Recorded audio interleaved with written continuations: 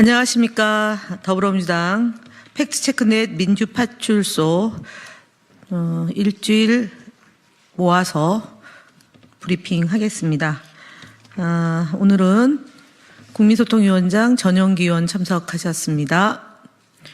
허위조작정보단의 양문석 의원님 오셨습니다. 김동화 의원님 참석하셨습니다. 이번 주 파출소 현황 말씀드리겠습니다. 3월 7일 9시 현재 6,786명이 방문했고 1,790건이 제보되었습니다. 매체 유형별로 보면 유튜브가 23.52%로 제일 높은 수치를 기록했고 네이버가 22.85%이고 SNS를 통해서 14.25%, 커뮤니티가 7.99%, 틱톡이 6.42%로 제보되었습니다. 한 주간 있었던 일에 대해서 김동화 의원님께서 하시고요. 어저께 제보된 것은 양문석 의원님이 하겠습니다. 저희 민주파출소에서 지속적으로 하고 있는 국민의힘의 거짓말 시리즈에 대해서는 전영기 의원님이 브리핑하겠습니다.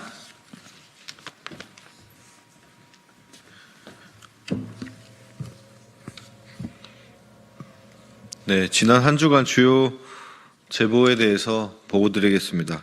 한 주간 주요 제보 키워드는 이재명 대표 및 민주당에 대한 허위사실 유포가 38.24%로 가장 많았습니다. 특히 이재명 대표의 정책 대담과 관련하여 그래픽카드를 매입해 중국으로 빼돌리려는 거다와 같은 터무니없는 허위사실이 다수 제보되었습니다. 이어 내란 옹호성 게시글에 대한 제보가 17.13%를 차지했으며 언론사 펜앤마이크 기사를 기반으로 커뮤니티에서 살해 예고 및 허위사실이 재유포되고 있다는 정황 등이 접수되었습니다.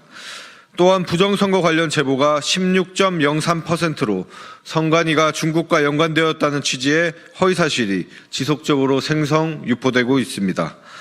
마지막으로 헌법재판소에 대한 폭동, 선동 관련된 키워드가 7.5%로 비교적 낮은 비율을 차지했습니다. 그러나 예의주시해야 할 사례들이 다수 접수되었습니다.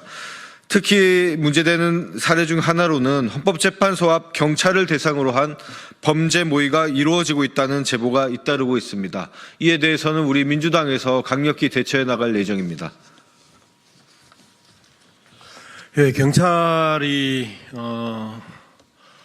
헌법재판소 선고일을 기해서 서울과 경기 지역 주요 관공서에 가포 비상령을 준비하고 있다라는 예고 기사가 계속 나오고 있는 가운데 어제 한 온라인 커뮤니티에서 헌법재판소를 경비 중인 경찰들에게 초고출력 손전등을 비추자라는 취지의 글이 올라왔습니다.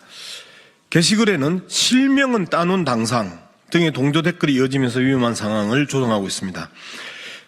초고출력 손전등은 눈에 직접 노출될 경우 실명을 초래할 수 있어 매우 위험합니다.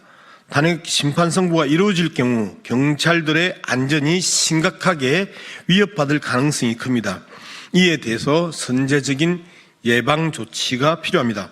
한편 헌법재판소 앞에 주차된 경찰버스를 무차별적으로 신고해서 과태료를 부과하도록 유도하는 게시글도 게시되고 있고 안전신문고와 구청 민원 시스템을 활용해서 신고하는 방법 등을 구체적으로 나열하고 있습니다. 서부지법 폭동 사태에 이어 헌법재판소에서도 악의적이고 폭력적인 방식으로 사법부를 압박하고 경찰을 조직적으로 음해하려는 시도가 계속되고 있습니다. 이러한 범죄 모의성 게시글은 실제 범죄로 이어질 가능성이 높은 만큼 철저한 모니터링과 강력한 대응이 필요합니다. 민주파출소는 경찰 위해 모의 게시글을 비롯한 범죄 모의성 게시글을 지속적으로 감시 추적해 나가겠습니다. 네, 국민의힘 거짓말 시리즈 46번째 발표를 시작하겠습니다. 홍준표 후보와 관련돼서 여론조사 비용 4천만 원을 대납했다는 의혹을 받고 있는 최용희 전 대구시 서울사무소 대외협력팀장과 홍준표 대구시장의 관계에 실체가 드러나고 있습니다. 해당 의혹과 관련해서 홍준표 대구시장은 작년 12월 24일에 SNS를 통해 최용희 팀장은 내 측근도 아니고 우리 캠프 근처에 온 일도 없다고 주장한 바 있습니다. 하지만 검찰 조사 및 언론 취재 결과 이는 거짓으로 밝혀지고 있는 것으로 보입니다. 언론에 따르면 최용희 씨와 2021년 홍준표 캠프에서 활동하였다고 검찰에 출석하여 진술하였고 대선 캠프 직책이 담긴 명함을 들고 다녔다는 국민의힘 내부 관계자 증언도 나왔다고 합니다. 특히 최 씨가 4천만 원이 넘는 여론조사 비용을 쓰고 이후 본인과 송금을 담당했던 후배 송모 씨까지 대구시 공무원으로 발탁되었다는 점은 두 사람의 관계를 매우 의심하게 하는 대목입니다. 이는 공직선거법 250조 제2항 허위사실 공표죄에 해당하는 범죄 행위입니다. 이미 조사를 받고 있는 4천만 원 대납건에 이번에 드러난 거짓말까지 법의 심판을 받는다면 정치자금법 위반에 공직선거법 위반에 대한 처벌까지 받아야 할 것입니다. 검찰의 조속한 수사를 촉구합니다. 국민의힘 거짓말 시리즈 47번째 말씀드리겠습니다. 권영세 국민의힘 비대위원장은 3월 6일 자당 비상대책회의에서 곽종근 전 사령관 녹취를 거론하며 내란죄 주장의 핵심 근거들이 모두 오염된 것, 그리고 오염의 주범은 바로 민주당이라며 내란을 옹호하고 나섰습니다. 이는 양심선언 촉구를 증언 오염 시도로 날조하고 여론을 호도하려는 시도에 불과한 거짓말입니다. 민주당은 내란 증언에 대한 오염을 시도한 바 없습니다. 내란 사건의 본질과 진상은 이미 모든 국민이 12.3 밤 눈으로 직접 확인하였습니다. 헌법기관인 국회에 군을 보내 봉쇄하고 입법활동을 방해한 내란 행위는 누구도 부인할 수 없는 명백한 내란죄의 진상입니다. 이는 이미 어떤 증언으로도 뒤집을 수 없는 진실입니다. 그렇기에 어떤 증언 오염도 필요하지 않습니다. 증언 오염을 시도할 이유가 없을 것입니다.